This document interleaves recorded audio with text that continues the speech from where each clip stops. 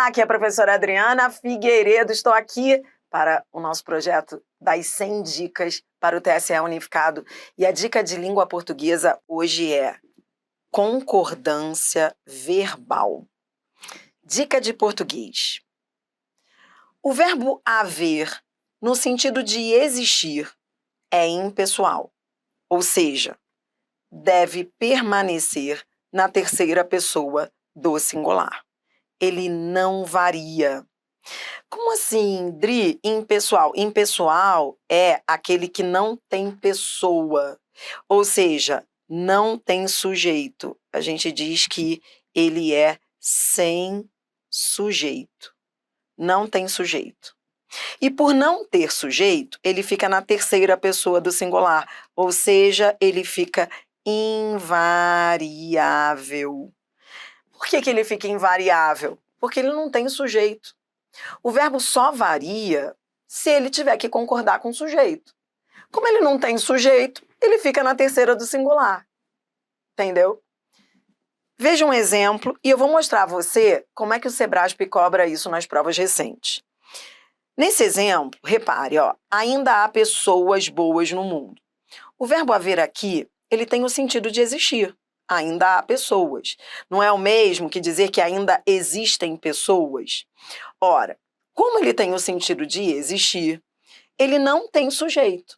Então, eu poderia dizer, por exemplo, assim, ainda hão pessoas, ou ainda haverão pessoas. Não, por quê?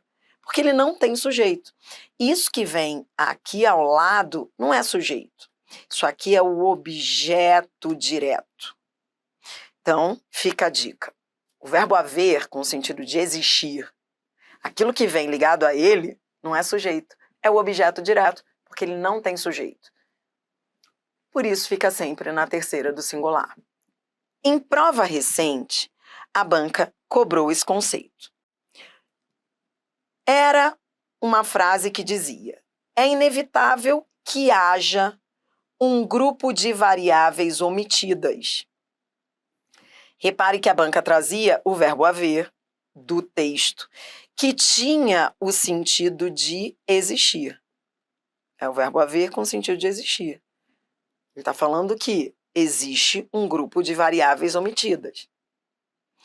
Aí, se ele é haver com o sentido de existir, ele tem que ficar como? Na terceira pessoa do singular.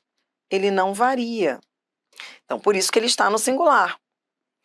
E aí a banca dizia, no segundo período do segundo parágrafo, a supressão do segmento um grupo de ensejaria que a forma verbal haja fosse flexionada no plural hajam, para a adequada concordância com o termo variáveis.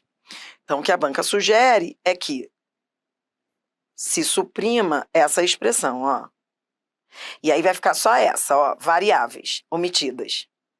Ora, tirar isso daqui e deixar isso daqui. Isso aqui está no plural, não está? Tá. E um grupo estava no singular, não estava? Estava. Foi isso que a banca fez. Ela excluiu o que estava no singular e deixou o que estava no plural ao lado do verbo haver. Isso interfere na flexão do verbo haver? Ele vai ter de sair do singular e ir ao plural por causa disso? Ora, isso que vem ao lado dele é sujeito? Não. O verbo haver, com sentido de existir, não tem sujeito. Isso que vem ao lado dele é objeto direto. Na verdade, o que se fez aí foi de um objeto direto no singular, um grupo de variáveis, passou-se a ter um objeto direto no plural, variáveis omitidas. Só que, de qualquer forma, isso não interfere na flexão do verbo haver, que é impessoal, porque tem o sentido de existir. E é por isso que a banca está perguntando se você pode trocar o haja pelo hajam para fazer a adequada concordância. Não, o item está errado. Ele vai ficar no singular de qualquer maneira. Agora fica a dica aqui. O mesmo não ocorre com o verbo existir. Então, não esqueça, isso só vale para o verbo haver com o sentido de existir. Não vale para o existir. Se fosse o existir, se no lugar do haver tivéssemos o verbo existir e excluíssemos, como a banca excluiu, um grupo D, aí sim o existir ficaria no plural. Por quê? Porque com o verbo haver, com o sentido de existir, o que vem depois é o objeto direto. Mas o verbo existir, ele tem sujeito.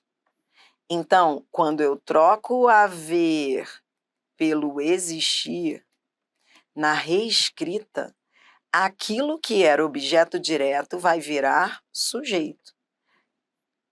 E se está no plural, o verbo existir. Se fosse ele, ficaria no plural.